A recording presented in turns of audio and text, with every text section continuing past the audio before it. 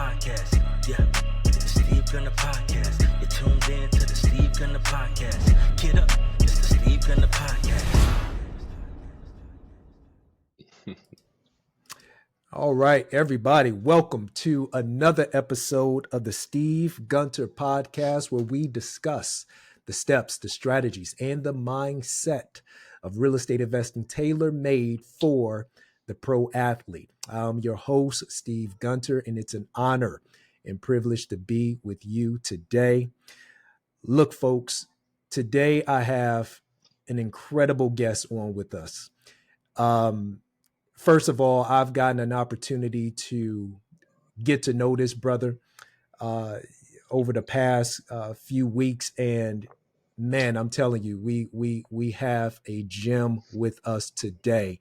Julian Williams is a member of the Compass Sports and Entertainment Division out of Dallas, Fort Worth, Texas. His client base includes, and check out these acronyms, folks, pro athletes from the MLB, NFL, NBA, track and field, boxing, as well as C-suite executives. Julian is a former professional baseball player himself who transitioned into real estate and today is recognized as one of the top real estate agents in the country. He's a proud husband and father of two. And every now and then, he likes to hop on a golf course and swing that club around. Mr. Williams, what an honor to have you on the pod today, sir. Hey, man, thanks for having me on, Steve. Appreciate the introduction, the kind words. Well, look, man, you deserve every single last one of them. And, you know, I want to start off, Julian, with, look, just asking you this question, man. So I'm a season ticket holder with the Carolina Panthers. And the question I've been getting the most has been from folks just asking, hey, can they join me on for the Panthers and Cowboys game in December? And I'm like, dude, you're not even from Texas and you're a Cowboys fan. Why do y'all have so many fans around the country? What's going on with that, man? I mean, hey, first and foremost, it's America's team, right? That's what they say. Hey, we got to get that out right off the bat, right? Jerry Jones sold that one, didn't he? He did a good job. Seriously, man. No, it's interesting, man. We have a lot of Cowboys fans. You're right, all over the country. So it's it's one of those things, man. You get that excitement every year, and so it's like, is there an opportunity? Is there a chance? But man, they've always known for bringing in a lot of attention here. They're good at the marketing side of things, PR, et cetera. And so, the Cowboys do a really good job, man, on really just continuing to make that brand stand out. And so even if you're not a football fan, you'll catch a Cowboy game every now and then. So. Yep. And if I recall, you don't live too far away from the stadium, right? No, I'm spoiled, man. I'm close. I'm right here. I'm literally an Uber drive away. You don't even have to get on a highway or interstate. It's nice to be this close. So. My goodness. So you don't have to worry about the traffic. You just go. It's interesting, right? Because, where we are positioned out in the area here, it's not heavy traffic. You got your traffic going down the interstate. So we got a cross street that kind of is like a, it's one of those, if you know type of ways to get there. So it's pretty sweet, man. It's like a little direct access. So we've been very fortunate here the last 8.5 years living where we live. So. Yep. I love that. Man, so awesome. I'm jealous because I got to travel to go to the game and I got a couple of hours I got to, take to get down there. But look, so you come from the world of sport and you've been around it your entire life, Julian. Prior to real estate, you were a professional baseball player. And as an athlete, making that transition away from sport into the business world, what was that process like for you? And the reason I asked that question is because, having been an athlete myself, but I didn't have a professional career, but I know many guys who have, and that transition sometimes can be a rocky one. What was it like for you? For sure. Man, that's a great question. So you're right. Yeah. So all I knew growing up, I was a baseball player since I was five, right? And so I was blessed, man, and fortunate that my parents were both entrepreneurs. Specifically, my mother was in real estate, so she was a real estate broker. Mm, And so I was actually always around it, kind of in the teenage years, kind of really understanding what mom was doing on the real estate side of things. But honestly, I never really thought about going down that path. I knew it was an opportunity there for me. But again, I was straight focused on baseball, right? That's the first hmm. priority. Going through high school, being a dual sport athlete in baseball and football, and suffered a head concussion injury my junior year of football. And my dad and parents were like, "Hey, listen, man, we're done with football. Yeah. Focus on baseball your senior year." And I had the opportunity to travel to Florida, and it's still around, but it was the baseball factory where I had an opportunity to showcase, around a national level, and I was tabbed on an All American with the baseball factory, and so I came into my senior year and had a good year. And baseball is different though, because once you sign Division 1 out of high school, you have to wait till your junior year before you can declare yourself for the MLB draft. I didn't know that. So in Texas, man, we have a really phenomenal junior college route. A lot of smaller junior colleges that get a lot of attention out here, and it's kind of been a great segue for a lot of guys to kind of enter into that collegiate level, have an opportunity to really showcase themselves and be eligible for the draft after their freshman year. So a lot of scouts are now recruiting quite heavily out here in Texas in the junior college route ranking. So I did that, yeah, 2 years in junior college, put up some accolades, All American both years. But unfortunately, man, I didn't get drafted. So we were like, what's going on? I'm doing everything Hmm. the right way. I'm playing ball. I'm, 3.6, almost 4.0 GPA, conference player of the year. And so at that point, I kind of realized that it's not just about how good you are. I think there's a lot of things that go into it, right? Just Hmm. opportunity, right place, right time, et cetera, right? And so I think that was the first taste of it. That like, man, um, I went on and played collegiate Division 1 baseball. I had an opportunity to play at Kansas State on the scholarship. And so, but my route was a little bit different. There's minor league baseball, but there's also the independent professional league. It's kind of like your own independently owned and operated level to where you can come in and play at that level. It's usually about a double A equivalent. For Hmm. those that know baseball, it's like about a double A.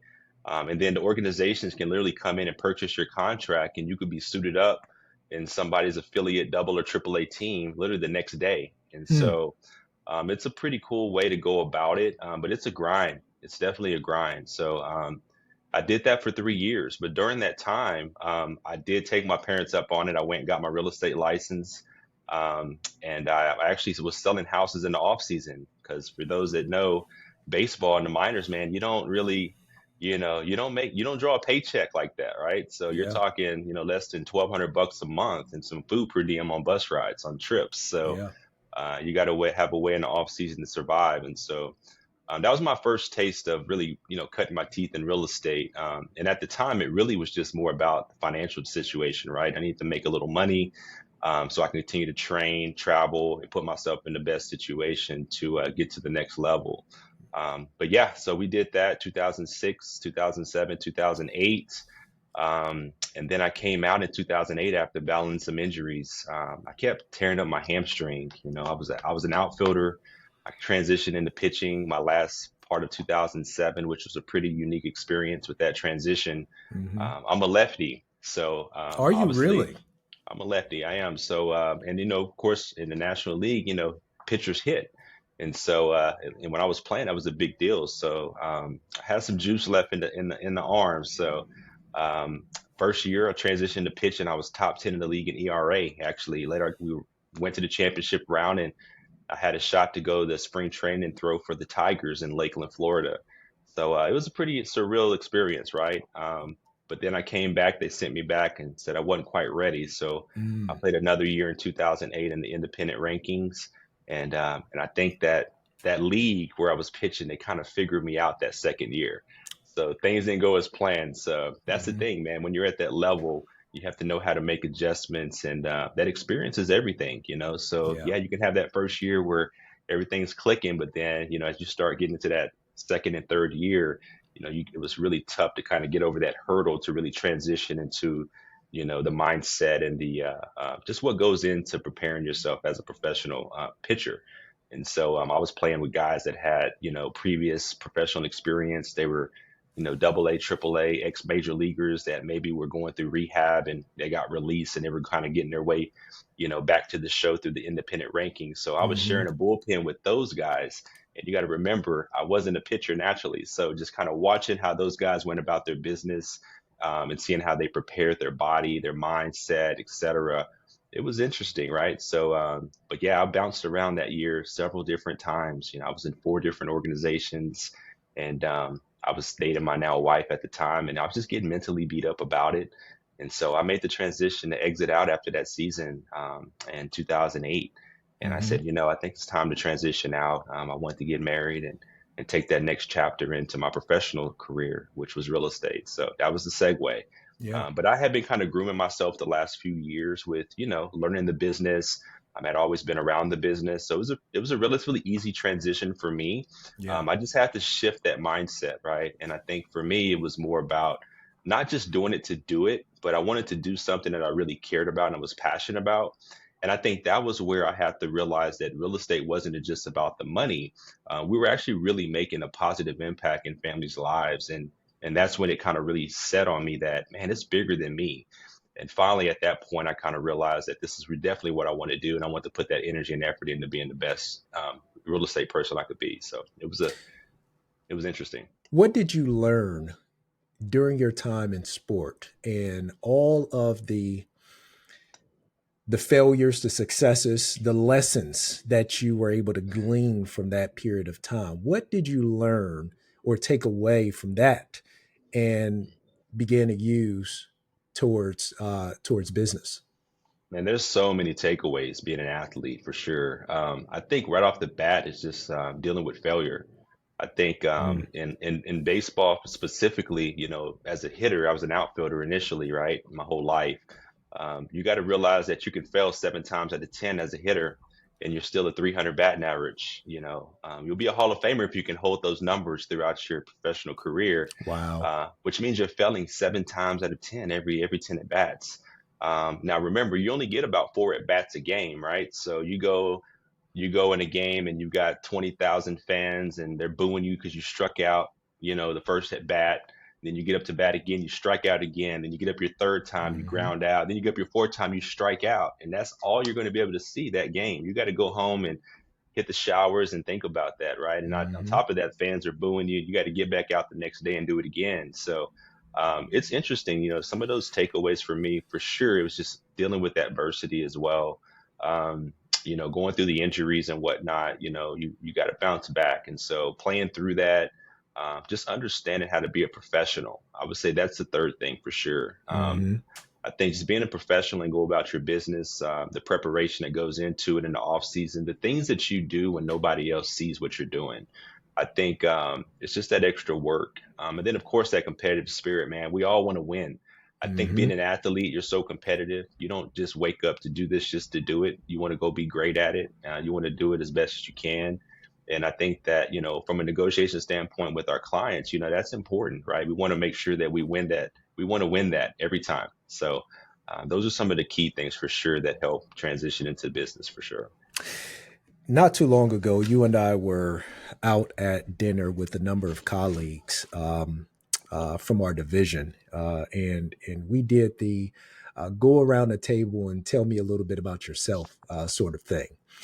And one of the highlights about you that really stood out to me, Julian, was your ability to observe the facts, observe many different facts, and then articulate those about your market in such a way that literally brought people in and asking to hear more. You understand what I'm saying? And the reason I mention that is because that's a rare skill, that's a rare ability, but you have the ability to do that because oftentimes when people are discussing facts, it leads folks to falling asleep. But for you though, it was as though we were listening to a story, You were able to take those facts and place it in a story form, and then articulate your market about the Dallas Fort Worth area, and really give us some gems to leave away with. How did you hone that skill? Who taught you that? Where did that come from? It's funny, people are going to laugh at this, but if you've been in the business as long as I have, I mean, I got licensed at 22. Yeah. I just turned 41, man. It's almost 20 years in this business. And back when I got licensed initially, man, we had the old school MapsCo book that my mother used to always break out. So when I was a 12-year-old kid, she would, hey Julian, get my MapsCo book. We got to go travel to here. And I would ride with her all over the Metroplex. And so, man, there were streets that weren't streets back then. There were, it was just destination and coordinates, right? From point A to point B. How did we get there? There was no interstates and intersections and all these toll roads that we have now. So I think for me, I just had to really learn that. And then as our market started growing over the last couple of decades, now we've got, access points and toll roads and interstate, that 4-lane highways that get you from Tarrant County to Denton County within less than an hour. It's interesting. And you're covering about four different cities on the way, so it's interesting. So like me living where I live now, I'm pretty much on top of the Dallas Fort Worth airport. So I call that kind of the pinpoint, right? And then everything else goes north, east, south, and west from there. And so, and you can get from where I live literally 20 minutes north, east, south, and west to get you as far as, Fort Worth proper to east to downtown area. And then you can go north and you look up and you're in Frisco in about 25 minutes. So it's interesting. So I think that's one thing, just kind of being around that with my mother, riding with her back in the day. And then also, man, it's our duty as real estate professionals to really have a working knowledge of our Hmm. markets, right? Because everybody's situation is different. We get people relocated here from all over the country, and everyone has a different appetite for what they want in a Hmm. home, in an area. Whether they're empty nesters or they've got small kids, or they've got kids that are high school level, or they want to get in and out of the airport.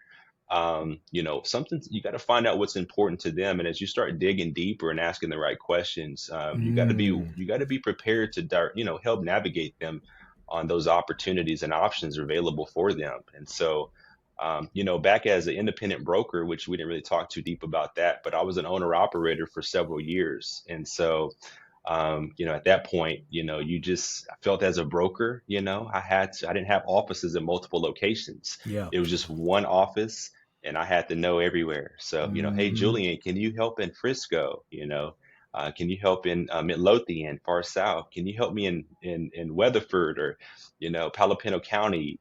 Of course, the answer is always yes when you're growing your business, right? Yep. So, yes, of course. Yep. And then you go out there and go become a market expert in a week or so, trying to learn everything you can find out about it, that area. But man, you can also some good resources, the economic development in each city. There's a lot of public information that's available that you can tap into with the local Hmm. municipalities and whatnot on what type of economic development is coming downstream. What's the city's master plan, over the next 5 to 10 years? And so, and then you can kind of reverse engineer on where it's been, where it's at, and see now where it's going. So those are some really good high level talking points you can have with your clients for sure. Just a little bit extra work you got to go through, right? So, Hmm. but But again, but isn't that, to that point though, that's also part of being a good fiduciary, isn't it? absolutely. And the client, even if they have lived in a particular area for years, rarely fully understands what's going on around them. And you being a real estate professional and knowing what's to come, what's currently happening, who's moving in, who's moving out, where the jobs are located, what the local economy is doing, what the school systems are doing. All of this is really vital information when it comes to talking about investing in real estate in a local market. Wouldn't you say that's also the case? 100%. I agree 100%, because it's interesting because like you mentioned school districts. I mean, we have like the city where I live in is the city of Arlington, but it's not Arlington Independent School District. It's Hirsch Bedford Independent School District, but the city of Arlington. And so when you look at a greatschools.org or you start diving deeper into the educational system, you'll see that HEB has been, generally speaking, it's been higher ranking. The teacher to student ratio is a little different. And, there's newer schools because, the metro is starting to grow a little bit more. So they're having to come in and there's a lot of bond money involved where these schools are getting enhanced. So there was a bond that was approved, Prop 1 here in our city, where we're getting a new high school that feeds from our kids into that high school. And it's beautiful. They just released the renderings. And of course, that's probably like a 5 to 7 year play down the line. Mm-hmm. But, when you got a kid that's 6 years old and you're starting to forecast, okay, are we going to be here for the next 7 to 10 years? Or should we get ahead perhaps in another growing market that we can capitalize on an opportunity where we're seeing potential growth that we can then leverage this asset or this investment that we're in now, keep it Mm-hmm. as an asset, or do we sell it at the type of the market and then transition to an early entry market to where we can then take the benefit of that in the next 5 to 7 years and take that appreciation that we're going to see forecasted over the next decade, perhaps. Mm-hmm. Mm-hmm. That's so well said. And I think, seeing the long-term opportunities is of great importance to customers. But again, having an agent in your corner, such as yourself, who's able to give that insight to the customer, to the client, is of vital importance, I think. Let's talk about your family, man. You mentioned that you come from a real estate family. Your mother built a business. Talk to me about how much legacy means to you as you're carrying on the family business. I mean, legacy is everything, right? I think it's, first and foremost, it's, people say, it's not really necessarily about what you do, it's how you're remembered once it's all said and done, right? Just like Mm-hmm. our service industry that we're in, you can have an opportunity to serve a client, right? And get that opportunity through a referral or just a relationship. But will you get another referral or will that client come back? And most likely they will based on the level of service that they and how they felt, during that transaction. So we've been blessed, man. I think that, it's obviously a service first industry that we're in, and that's the mindset that we have. Watching mom, man, mom was a pioneer. She blazed the trail for sure. So growing up where I grew up here in the east part of Fort Worth, my mother, my father being Black, African American, my mother Hispanic, Mexican descent. She opened the first Spanish speaking real estate office in our county, over almost 40 years ago. And so no one was really doing that. No one was really, female, bilingual, Mm-hmm. serving that clientele that she wanted to help, right? For her, it was a matter of serving people that were told no, or felt Mm. as though that they didn't have the mindset or the knowledge to pursue, obtaining real estate, And so there was a lot of programs, non-traditional loan programs that she was kind of on the front end of that, some NACA program, which NACA now is prevalent around the country in most Right. markets. But then there was the I-10 loan. So the I-10 is a temporary ID number that most Mexican citizens didn't have a social, but they had a particular or they had an I-10 number. Well, there were a lot of smaller banks that were actually rolling out these portfolio loan programs that they could use that specific ID with no tax returns and obtain a mortgage. And so she was on the front end of that over 25 plus years ago and been able to help hundreds of families, buy. And so actually, I lost mom about 8 years ago. I don't know if we dove too deep into this on our Yeah. recent lunch or dinner that we had, but it was interesting because at 2008, kind of backtrack a little bit. When I retired from baseball, the funny story is that I had my real estate license. And my dad, I remember sitting down and he was like, well, you're going to go work with your mother, right? And I was like, well, Dad, at the end of the day, I don't know if I want to go straight full-time real estate. I think I hear mom arguing all the time with lenders on the mortgage side of the business, Yeah. telling me, why don't you do your job? What do you mean you didn't look at this? And what's their DTI? Did you see that installment debt is less than 12 months and you don't have to count that against their DTI, their ratios? I'm like, Mom, what are you talking about right now? Mm-hmm. Like, I want to learn that. What is LTV, DTI, overlays, matrix? What is a mortgage matrix sheet? And Mm. so she said, well, son, those are mortgage terms, and it's going to take time. We've been doing this 30 years, and you'll learn that eventually. I said, no, I want to learn that now. I said, how about this? Let me go be a mortgage loan officer, right? And let me learn that side of the business, because I felt realtors, opening doors and marketing and writing contracts, negotiations really important. But man, what if I knew the mortgage side of things? So I really Yep. understood exactly the financial side of things and how the mortgage works and what is a mortgage and what are guidelines and what are loan programs. And so I kind of want to have that knowledge base. And so in 2008, right, the worst time to get into real estate, Mm-hmm. Mm-hmm. I had a couple of friends that were working at the largest servicer in the country at the time. It was Countrywide. So Countrywide Home Loans, right? Yep. And so in 2009, I went in, they got me an opportunity, interviewed, and got in with Countrywide, who was then later acquired by Bank of America. And we took on a large servicing portfolio. And that was back when President Obama was in office. So we had the Making Home Affordable program, the Making Home Affordable refinance program. Mm-hmm. And so we were basically centralized sales, taking calls all over the country, helping people refinance their existing mortgages up to like crazy loan to values, like 125% loan to value, just to keep Mm. their properties. And then we were on special assignments to where we were helping people with their modifications. And then I got into underwriting. So I was actually calculating, income from, K1s and Schedule Cs, Schedule Es, et cetera. So I started to learn that side on the underwriting side of the Yeah. business. And then I started leading people. So as I started going up through that corporate ladder, people started to recognize the talent and the hard work. And so I had an opportunity to take a management position with Bank of America. Now, granted, over these few years, me doing this, I wasn't really selling real estate because I was so focused on the corporate side of things. Right. So I learned that side, led a team of 35 auditors. So we were auditing FHA modified loans. It was a good opportunity. It was more of a salary position. Mm-hmm. So that commission hustle wasn't there. It was just more spreadsheets and operational side of things. But then my mom got ill, man. She was sick. And so we couldn't really figure things out with her. And so, being a small, close family, mom was the rock of the family. So I never forget, man, I was in my corporate office, and I get the phone call from my sister. My little sister called me and said, Julian, I'm with mom and dad now. And we got the news back from the doctor, and it's not good. We need you home. And of course, I'm like, well, what do you mean? And she's like, well, mom got diagnosed with cancer, and I'm like, what are you talking about? This is not real. And I literally just blacked out. And I told her, I said, listen, I'm on my way. So I was 30, man, at just the time, about 10 years ago. So I closed my laptop. I walked in my boss's office and I said, hey, man, I'm out. I got to get home to be with my family. And he's looking at me.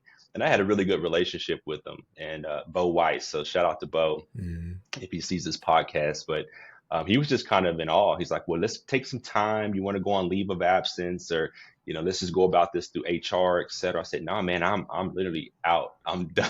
And Mm. so I gave him my laptop, and I said, we can, let me know. We'll figure this out after the fact. I go to my team. I huddled them up. And I told him this was my last day. I'm out. I have to, part ways, and I've got a, situation I got to handle and deal with. And I Yeah. came home, man. I drove home, and mind you, I was married, my wife, and I blacked out. Didn't even get a chance to call her and tell her what was up. We had just bought our first house, and Mm-hmm. and so I literally get home to my parents' house, and I never forget. We have our family meeting, mom, dad, brother, sister, and we're sitting there. And as soon as I get there, my mom looks at me, and like she's this fiery Latina, Mm-hmm. 1,000 miles an hour, Mm-hmm. and she looks at me like, "What are you doing here?" I'm like, "What are you talking about? What am I doing here, man? I'm here to be with you. I'm here to Yep. help. What can we do? We got to Yep. get this thing figured out." She Yep. said, "You need to take your ass back to work." Yep. And I said, well, man, the work's beginning now, man. I'm here with you. So don't worry about that job. I quit. I walked Mm-hmm. out, She's like, what? And so I had a whole lecture about that, about, are you sure? What did Amanda say? I don't know. I got to call her Mm-hmm. next. She's like, you didn't Mm-hmm. tell your wife? Mm-hmm. And so it was interesting, man, because that was at a real pivotal point for me. Um, Granted, just to let people know that are probably thinking, like, what did his wife say? I did tell her, and obviously we had a deep conversation with my wife. and we were early married, and she's an attorney as well. And so Hmm. we sat down and we talked about it. And I told her, I said, at the end of the day, this is a big transition for us. We were in a decent financial position to carry our obligations financially. But yeah, I mean, now it's like, hey, you're a full-time, 100% commissions real estate agent. And that was the decision that we made. And so for me, it was a matter of everything that had led up to that moment, from being an ex-pro athlete to learning the Hmm. mortgage origination side to being an underwriter to leading a team, to now, hey mom, I'm here to help. I don't want you worrying about that. I can help take over this and we can transition. I can help, help here, so it's like Hmm. a old school way of doing business Yep. mixed with a new school millennial, and we kind of came together, and mom, she got a chance to go through treatment. She still worked. She still enjoyed helping families. But funny story is my little sister ended up marrying at the time. They were dating, but a Major League Baseball player. Shout out to my Okay. brother-in-law, Austin Jackson. Shout Okay. out. And that was when they were with the Tigers on that World Series run, playoff run. Wow.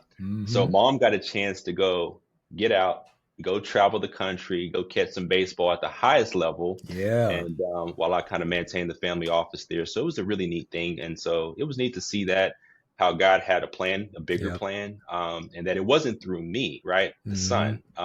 It was through my little sister's husband, now my little brother, and being Hmm. able to him to go through that and experience that at the highest level, and her being able to go through that as well with them, and us experiencing that as a family, Hmm. and then unfortunately, man, we ended up losing mom, and so we rebranded things with the company, and so transition, and for several years, and then Compass came knocking 3 years ago, and here we are today.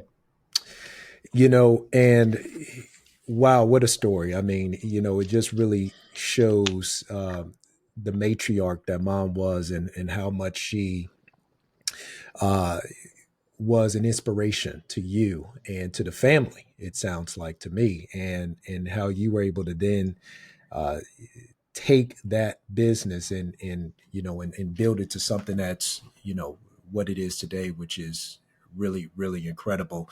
I want to transition to your sport and entertainment business. I obviously you work with clients outside of sport and entertainment as well, but for sport and entertainment clients specifically, how did was your brother-in-law your first book of business, or how did that all evolve? It's actually a good segue. Yeah, you're 100% correct. So it's funny. So what is that? 2000, probably 2008, around that time when I came Hmm. out of baseball, 2009, 2010, I want to say. My brother-in-law, you're right. So he purchased his first house. It was a smaller home out in Rockwall area, and him and my sister were just dating at the time. So it was kind of one of those things where, like, we'll help him, as a client, etc. My sister's kind of involved making decisions and things like that. So we helped purchase that first house that my Hmm. mother was really heavily involved in. So I can't really take credit on that. My Hmm. sister and my mom. But fast forward though, they end up getting married and end up purchasing another house, right? And so this property, the next property they purchased was we really looked at that from an investment standpoint, in a great location, a really affluent area. But back then, affluent, you could get you 10,000 square foot literally for $1.2 million, 1.5 million, Hmm. under 2 million. Now you can't get that today in this Hmm. area specifically. And Hmm. so my sister actually found the property, and my mother actually negotiated the deal, and I actually helped with the financing, Hmm. connect them with the lender. And Hmm. so it was really cool because that was the first family, everyone kind of realizing their superpower. My mom with her Yep. negotiation experience, my sister with being able to sniff out that property. Yep. And then at the time, though, my brother-in-law was in a early stage of his career, so he wasn't in a contract, a long-term contract. And so he actually had 1 year left on his contract. And so he banked, with a larger bank, which we see that traditionally with some of the younger guys. They're just Hmm. used to having that same bank set Yep. up when they were in high school and whatnot. And so we looked at it, and of course, that lender was like, nope. Hmm. There's no continuance of income. And I said, I saw that coming a mile away because, I knew the bank That's very right. well, Yep. if you know what I mean. Sure. And so I said, you know what, that's interesting. I said, well, there's some smaller banks that do portfolio loans. And this is important, is understanding what a portfolio loan is. A portfolio loan is basically a loan that a bank can basically set their own guidelines and parameters and their own overlays, and they can make that decision by executive committee, usually Hmm. done by the board. And so, there's and they look at various compensating factors as well. So not just the actual income or continuance, they'll look at the credit, but the credit may not be a big deal in some instances if you have reserves or Mm. assets or liquidity. And so we had liquidity to buy the property cash, but we didn't want to exhaust all that cash being so young in his career. If he gets injured, et cetera, now you're burning through cash. Yeah. And so we ended up doing a portfolio loan, and come to find out, the CEO of the bank was actually a huge fan of the organization my brother-in-law was in, How actually about that? Detroit Tigers. From Detroit, the gentleman was from Detroit, and so the loan officer branch manager I was working with, Keller Crowley, so shout out to Keller. He's like, man, listen, my boss is in town, the main man. He happens to be here. Come to find out, he's a huge Detroit Tiger fan, Yeah. Yeah. and everyone knows, your brother-in-law, man, in Detroit. They're like, of course, he said, sign it, let's go. Hmm. So that was the first interacting on seeing how relationships were important, leveraging some of those skill sets from a mortgage standpoint, my background, and that opportunity, man. They still have that house today. We actually have a Texas Ranger player in it right now, renting it Hmm. during the season. So it turned out to be a phenomenal investment. And but yes, that was the first athlete. But it's funny because even though that took place several years ago, I still wasn't like, let me just segue into this marketplace. I Sure. was still helping young professionals, my friends, just referral stuff. That was my main book of business, literally 99.9%. Sure. And so I think it took me a little bit later, obviously, to where I felt as though there was a real value that I offered, a lot of the athlete clients that I work with and higher level Absolutely. executives. And that's the mindset thing, man. You got to think, I wasn't a major league baseball player. I was an independent journeyman guy, right? And I Hmm. think I had never really sold a home over $1 million. So there's Hmm. a lot of those negative things, like the devil on one side and then God on the other side. You're kind of Yep. hearing, are you good enough? Are you this? Are you that? Yep. And you start thinking, are they going to listen to you when you get on the phone with the financial advisor or wealth manager? And I start thinking, I would hear my parents tell me, like, son, you don't even understand, man, like how good you really are. Hmm. You've done everything. You've got all this experience. You grew up in the business, so you know it like the back of your hand. And then, there's a lot of things there that you got to understand in yourself. And so fast forward, my brother-in-law, shout out AJ, he had his 30th birthday party at a Top Golf event here. Mm. And it was a big one, right? 30th. He had everybody was there, who's who of everybody, right? We're Yep. talking about a lot of A profile individuals were there, and we're hanging out, having a good time. Sure. And one of the gentlemen had kind of mentioned to a mutual friend that he was wanting to relocate his mother here. And my wife, obviously sitting next to me, she kind of hits me a little bit with her elbow, like, "Did you hear him? Like, he wants to, relocate his mother." And Hmm. I'll say his name. I don't have an NDA, so it was Hmm. Matt Kemp. Matt Hmm. Kemp.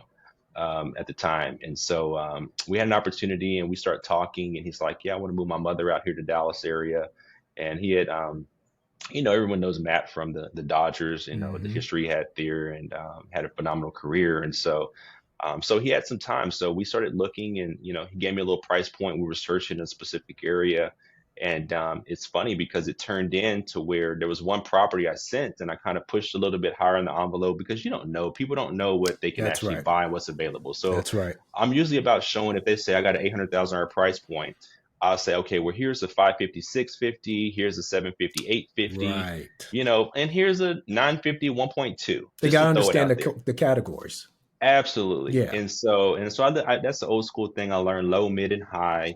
And then, of course, location, we dived into the areas, but I sent that, and he saw one that the high is like Hmm. 1.2, Hmm. and it was about 80% complete. And he says, Julian, I want to see that property. And I Hmm. said, okay, so let's go look at the property. We drive through, walk in, and he's like, dude, this is it. I like this. Matter of fact, what I'm gonna do is I want to buy this, and I'm gonna move my mom into my house that I have down the street. Okay.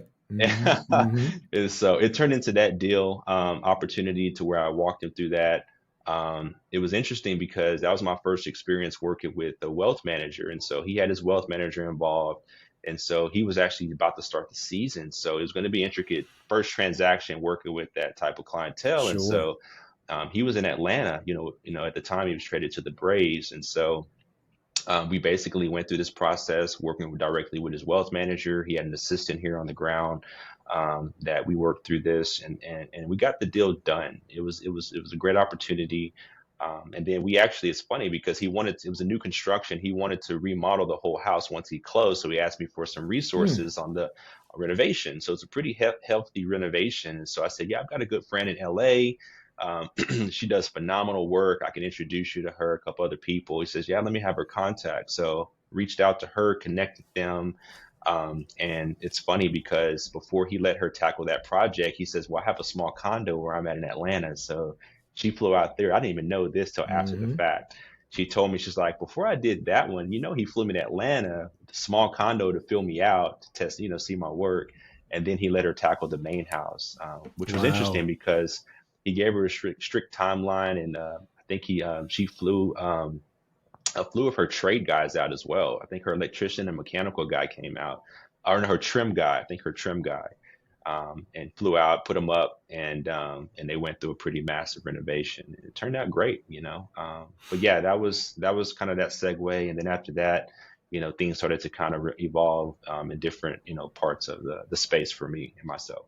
But that's what's so interesting too about that group of clientele is how important it is to have relationships and to be a relational person, a person who doesn't mind cultivating genuine relationships with people, and then also how much they're going to rely on your network of relationships that you already have. Talk a little bit about why that's so important, because to me that is sort of kind of the fundamentals of the broker business. Being an agent is about really developing a Rolodex of good relationships across many different groups. Yeah, it's important. It's definitely important. And I'll tell you what, it's lessons learned with that as well, because, as you start to progress in your career, you're going to have a lot of people coming at you telling you what they can do, right? And Hmm. so I think going through and sourcing the vetted businesses and potential partners that because once you refer someone, I mean, that's definitely a reflection upon you, right? Yep. Is that, if something goes wrong or goes south, then they're going to come back, man, you told me and you did it, so you got to be careful with that. I think over time, though, we have been very fortunate to develop those relationships and cultivate those relationships with several different vendors and partners, from, loan officers to, moving companies to utility service provider, concierge companies, Hmm. and everything in between, insurance agents, handyman, Yep. contractors. Yep. So yeah, it's definitely important for sure, and it's a huge value add to have those people you can reach out that are vetted and that can execute on a job for sure. Yeah. Yeah. Um, Julian, let's transition to real estate, man, and talk about your market specifically. Where are the hot neighborhoods around the Dallas Fort Worth market right now that you're encouraging your buyers to really take a look at? All over. Mm. Man, all over, man. It's Hmm. on it's hot out here. We're still, like most markets, are in a really low inventory, environment. I think we're starting to see the city where I live in, believe it or not. I mean, it's the entertainment hub of the Metroplex. I mean, we've Okay. got city of Arlington. It's a master plan community, and there's 33,000 homes. It's large, but we're kind of on the back end of this development project with these developers, but close proximity to the airport.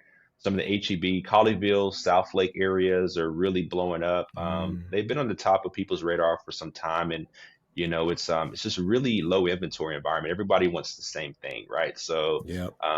between that, under $2 million price point, if it's totally remodeled, it's cute, in those areas, it's going to sell with multiples quick. Hmm. Um, I think the fascinating thing about our marketplace, and you mentioned referrals and relationships, We have about 1,200 agents here in our Dallas-Fort Worth market here with Compass.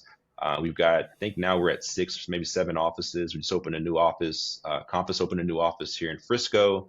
There's the Flower Mound, Lakewood, Park Cities, Fort Worth, and South Lake as well. And so out of those, we trade about 40%. I think the last statistic was about 40% of real estate off market, Hmm. private exclusives. Yeah. Yeah. That's heavy. That is That's heavy. a lot. It's a lot. And so Yeah. that just goes to show the market share that we have, the presence that we have in DFW, from a brokerage standpoint. So some of those target pocket areas, we can reference. You've got the South Lake area, Frisco area is hot. Fort Worth proper, it's a different vibe out here in Fort Worth. So you can get a more of a historic home. People are drawn to from the Austin area. We get a lot of people carrying over from California. I mean, it's funny too because some of the Northern California and the Southern California, it's a different vibe, from the Californians. Some want a little bit more city metro life, and then some kind of want a little bit more, more of a low key, central Sure. Austin type eclectic vibe. Walkability is important. And then, of course, the gated neighborhoods. I mean, there's several gated neighborhoods, and people want that extra layer of protection, security. So we're starting to see a lot of these little smaller, developers are carving out these, 40 home to 80 home pocket developments that are gated, larger 1 acre home sites. You can fit on these 1 acre home sites. I mean, they're putting, anywhere from 45 to 6,500 square foot homes. Big It's houses. livable square foot. Yeah. And so I think COVID really started, letting people realize the value in the larger homes, with having space, dedicated space, right? It's funny, I say that, we laugh about it, but at one point we were kind of thinking that the larger homes were going to go away Yeah. because developers wanted to go more dense. So they were building these little 40-foot wide home sites, right? And they were going vertical with the 2-level. And then the 3-story townhomes were taking off out here. Yep. And it's interesting, but then they put more green space, more trails and parks and schools and all these other amenities, but smaller home sites. And we're like, man, I think this is kind of a trend. People were downsizing, and then COVID hit. It's like, oh shit, people want to upsize. Yep. We need that home office, that 5th bedroom, that that second primary downstairs with attached ensuite for a living nanny or mother-in-law suite. Those are some huge value adds. And so homes now that are 4,000 plus square foot that have that second primary downstairs with the connected ensuite, that has the 5th bedroom, or at least the 4th bedroom with a dedicated study and a potential game room and media room. Like, all those are real value added, and people are fighting over those in certain markets for sure, trying to get their hands on that. So it's interesting right now. So for sure. So I imagine because of the low inventory environment as well, that it's a seller's market where you are. I mean, if you're looking to put your house on the market, you're probably going to sell in days, assuming that you're priced correctly. If you're priced correctly and it shows well, I think those are obviously huge factors. And then, of course, location. So being in a great location, one of these high demand areas, and then, of course, being realistic with pricing. I think we're still seeing some sellers that are wanting to still get a little bit more 2021 aggressive, right? Yep. But you got to realize that some of these buyers are not just buying cash. Some are still leveraging some debt. They're leveraging bank financing, and it's interesting, man. That $1.4 million house at 3.5-4% interest, it hits a little bit differently when you're at 6.5, right? That's correct. Now that's like a $1.6 million house. That's correct. 1.75. So, and we try to educate our sellers about that. Honestly, man, like, I get a lot of fret from my colleagues because I'm a buyer's agent at heart. Okay. So, they say list to last, right? Sure. I get it. I believe it, right? Buyer's agents, man, and especially what we're going through right now with the NAR and all this talk. But I've got a really high, conversion rate, acceptance rate. I have a client right now I'm working with. The sellers are only paying a specific commission, and we've got a representation agreement at another commission, and there's a gap there, right? Sure. And so My buyers like, man, listen, don't worry about that. It's done. We know your value. There's no Hmm. questions asked. That's getting taken care of. Yeah. You're worth every dime. And so I think that's one thing, man, for me is as I am a buyer's agent at heart for sure. I do enjoy listings and marketing real estate. But man, for me, it's nothing like, having a client walk through that front door and like, Julian, this is it, man. What do we got to Hmm. do to get this done? And then working with the lender to kind of, strategize on offer presentation, if they're leveraging debt, working with their wealth managers and advisement team on how to, how we can better position and leverage an opportunity to get a deal, right? Hmm. Because there's still some deals happening right now for sure. I got a client right now. Um, I mean, literally, we're in one of the hottest markets, and we're seeing that some of these properties where they came out the gate high in the Q1 are starting to sit, Yep. as we're Yep. getting into the summer months. And those sellers were kind of holding firm, right? And then we saw a dip in price Hmm. reduction.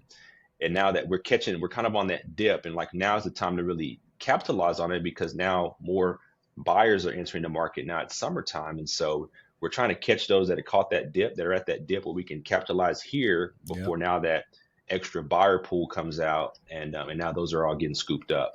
And so we got a few deals in escrow now that our buyers are I would say winning for sure. And I'm excited for them because they were patient, they were aggressive, like that passive aggressive approach, and Hmm. things were kind of timing out because they were in their rentals, kind of phasing out of the rentals. And so, you got to make that decision. You don't want to extend that lease. Hmm. Let's get into this market and this negotiation and take advantage of it before it gets real crazy as we get in the latter part of the summer. Julian, where does your luxury market start in So for DFW? in DFW, it's interesting because I would say that our luxury market is really over that 3.5, Okay. 4 million. That's Okay. kind of where it's considered. That's considered luxury. Okay. I don't think you'll have any pushback on that. But again, I think that, even in that 1.5, 1.3, I mean, you're getting a luxury home. Is It's that the funny. sweet spot? Is that where you're That's the seeing a lot of consumers going towards? There really is, yeah. And Okay. so, like, and even my athletes, for example, I've got one of my football guys. He plays right now, and he's an active player.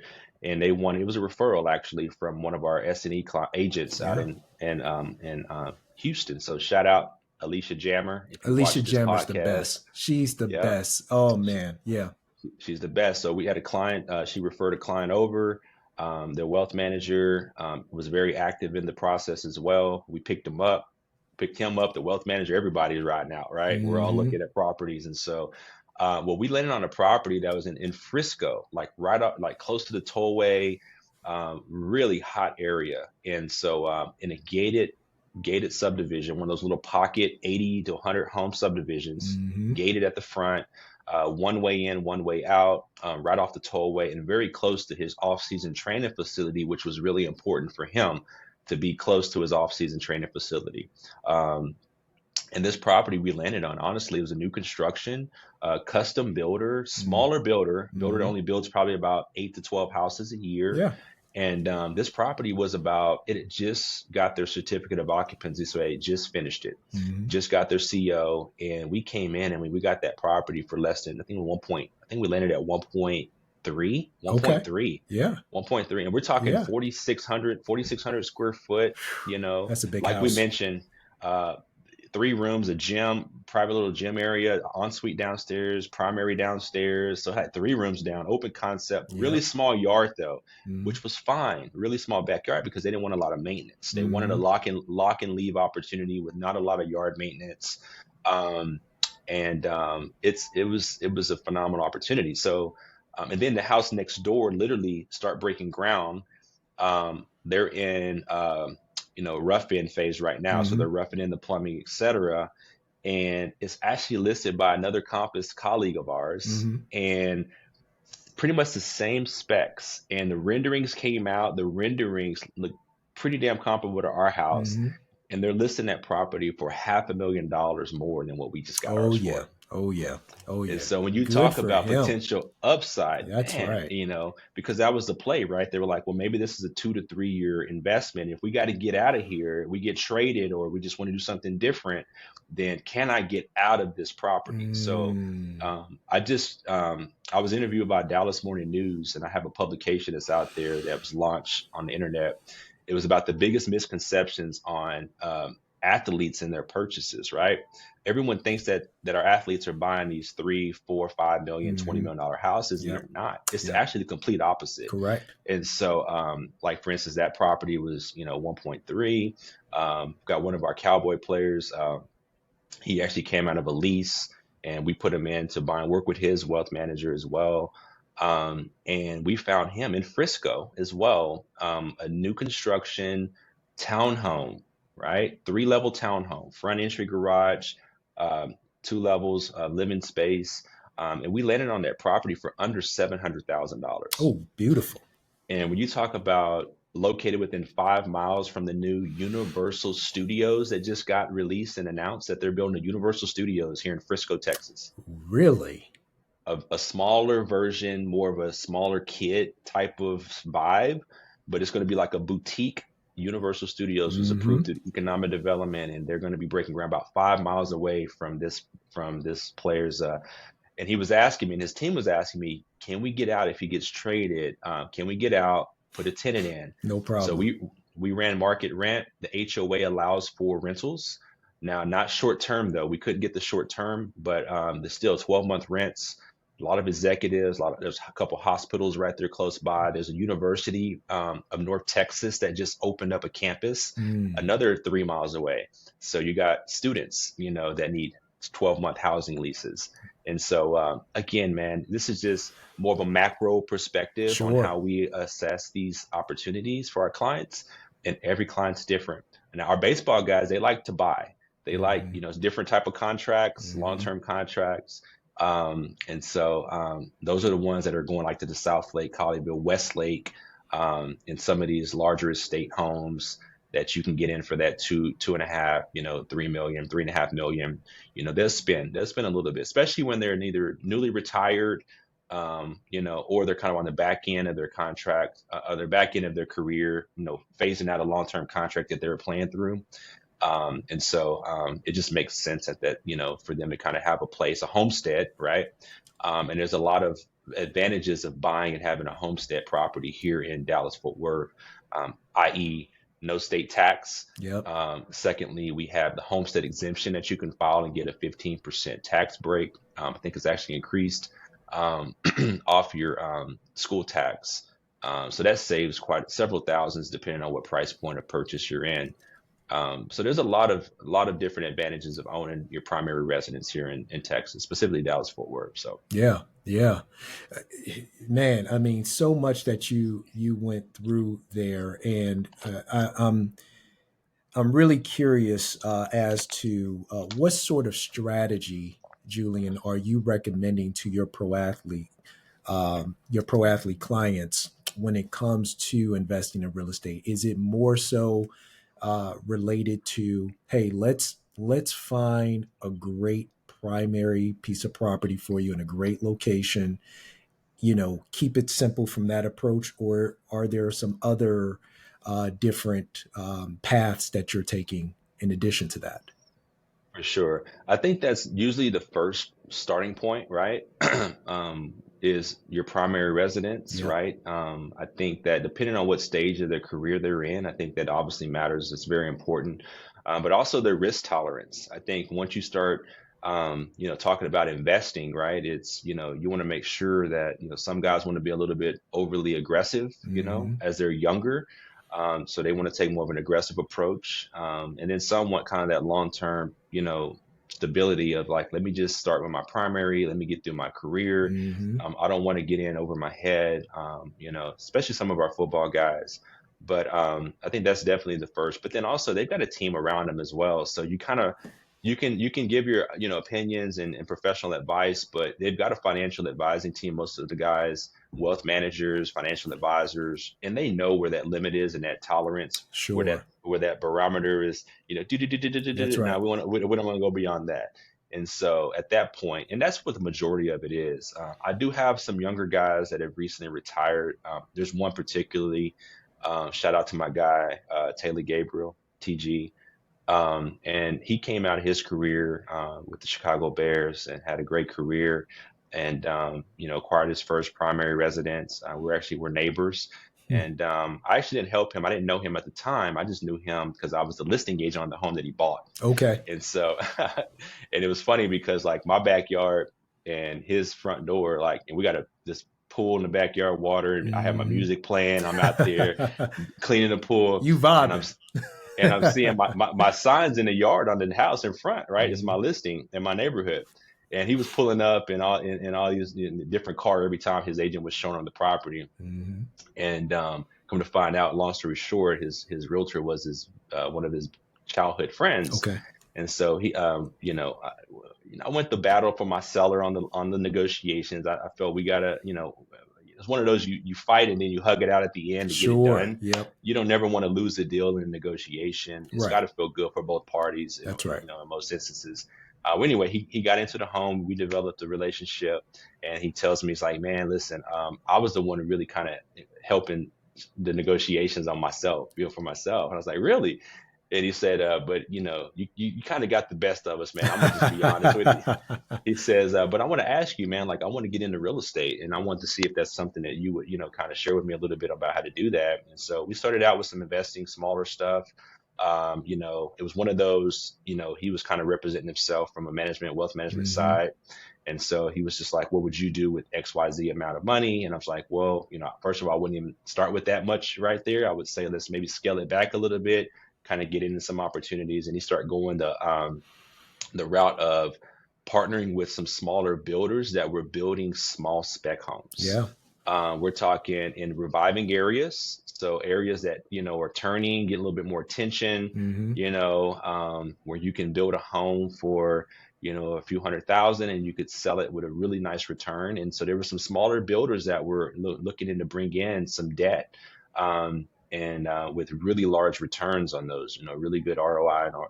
And so he knew a mutual guy as well. And so he jumped into one of those, and he started seeing how that investment turned out, and it worked out really well. And then now he's been able to forge some really high level relationships with some of the largest developers in our area that he was able to get in the door with. And now they're doing some really large scale development projects. I would say in a matter of the last 3 years, he's now probably got a pipeline of about, $50 to $100 million going. Outstanding. Yeah, so it's a really good testimony, man, and so to see what he's doing, and he's actually bringing some of his friends in, as well, and just to see that growth, man, and just how he just was head down, focused, and hardworking, very sharp, and strategic as well, and so we help facilitate and put him around a team, from making recommendations on CPAs and attorneys, real estate attorneys, et cetera, and so.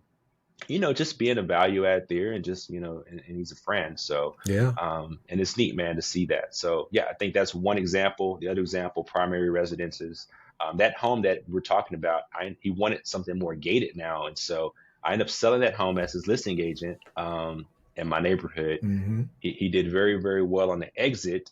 And then we ended up landing on a property in a gated community that a builder was trying to offload. And we walked into some really good equity. Yep. And now he's even contemplating selling that property and making a very, very large return. So he's done very well. And so those are kind of one of those real one-on-one concierge type of relationships that we've established for sure. And so, but yeah, it's been interesting. It's been fun doing it. And again, we just take on what we take on. We don't really get out there. I think that's when we're not really, high volume driven anymore, personally, myself. Yeah. And so it's just a different chapter of my career over the last couple of years.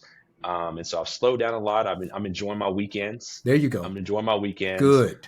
We move and shake Monday through Thursday. Sometimes we gotta jump out there on the weekend, depending on clients' schedule and their demand for that. Yeah. But for the most part, man, we're very small, private client type of interactions and relationships that we've been able to develop, and we're still building those out. I think being a part of our team, sports entertainment here around the country with people like yourself, Steve, and, other colleagues just need to have those relationships to where we know when these opportunities come up, we need someone there in this marketplace where we can pick up the phone and feel very confident referring that opportunity out, man. I just referred an executive client out to our Tampa market. Yeah. Kind of segue into that. Yeah. So shout out to John Fincher, Eric Dungy in our Tampa, man. Thank you guys. Man, those guys are class acts right there. Absolutely. So a good friend of mine, he's the CEO of hospital out there running that division in Tampa, was relocated his family. And Eric and John did an amazing job, landed them on a great opportunity. They closed it a couple of weeks ago. And so just the power of that, man, is everything for sure. The power of the network. Julian, this has been so special. And I mean, just the wealth of information that you have to share. I mean, we could go for another hour. But you're a busy man and you got people to see and things to do. Before I let you go, any last remarks you would like to leave with the audience, my friend? Oh man, I would say, first of all, to you, man, thank you again, Steve, for doing this. My pleasure. It's an honor, man, to be on here and to be able to share. And, I think that there's a lot that, of information, there's a lot of experience out there, and it takes platforms like this to reach people that may have the same questions or going through the same stuff, man. So it's an honor for me to be able to share this and give back. It's a way of giving back for me, because there's a lot that I've learned over the years. And yeah, man, just first of all, I want to say that, secondly, for those that are in this space or looking to get into this space, just note that, things take time, right? Mm-hmm. I've been doing this almost 20 years. And like I said, I didn't really segue into kind of the sports and entertainment piece until the last probably, 4 or 5 years. Mm-hmm. And so I think for me, it's just stay true to who you are, be genuine, be authentic, be transparent, and just, don't try to force things. I think that working with some of our clients, having that sense of trust is obviously key. And so you got one shot to get that, and it could be taken away very quickly. I always tell my younger agents that ask me, that work with me, like, man, how do I get into this? I want to do this. I want to work with this person. And how do I get in? And honestly, it's like, people can sense that when you're trying to, target specific individuals. Mm-hmm. I think just, naturally just being a good person and, honing in on your craft. I think that people will seek out that, right? And I think, it's the law of attraction. Yeah. And so, and also just, putting yourself in opportunity when you get that opportunity to execute on it. Because we shared a lot, but there was a couple opportunities that I missed out early. I just wasn't ready. I wasn't ready for it. And so I think now at this point in time, it just takes time and a lot of practice, right? A lot of work that you have to put in. So, but again, just stay in it. And then we're in a weird market right now, right? We know there's a lot of changes happening in our industry. We're constantly pivoting and evolving, but we got a very resilient industry that we're in with a lot of good people. And I think that, I think there's a lot of great agents out there. They say everyone knows at least 10 agents, right? Mm-hmm. But I think we're seeing a lot of exit though as well from some of the younger agents. So I would say if you're younger, just stay in it, man. I think don't give up on it. You got to pivot. It's just something we've gone through 3 recessions now, or industry changes, I call it, over the last almost 20 years. Mm-hmm. And so I would just leave it at that. So again, man, I've got my information I could throw on here. You can reach me. Please my do. IG. Yeah, my IG is first name, last name. So Julian Williams, DFW as in Dallas, Fort Worth. And then we've got a site, the JW Group, DFW.com. So easy. Julian Williams, my friend, thank you so much for your time, my brother. All right. Thank you, man. Appreciate it. Absolutely. Can't stop, we can't lose. You can't win if you snooze. So do more and say less. So get up and let's work and be the best. Yeah, you're tuned in to the Steve Gunner Podcast. Yeah, the Steve Gunner Podcast. You're tuned in to the Steve Gunner Podcast. Get up, it's the Steve Gunner Podcast.